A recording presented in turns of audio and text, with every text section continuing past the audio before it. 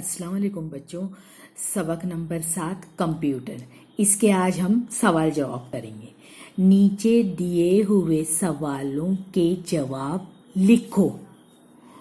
सवाल नंबर 1, आज किसका दौर है? जवाब, आज कंप्यूटर का दौर है। सवाल नंबर 2, कंप्यूटर कहाँ कहाँ पाया जाता है?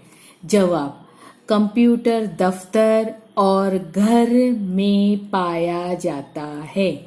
सवाल नंबर 3, कंप्यूटर क्या क्या याद रखता है? जवाब, कंप्यूटर सभी हर्फ और सब आदाद याद रखता है। सवाल नंबर 4, कंप्यूटर पर क्या बजते हैं? जवाब, कंप्यूटर पर गीत बजते हैं। सवाल नंबर 5, कंप्यूटर कैसा उस्ताद है?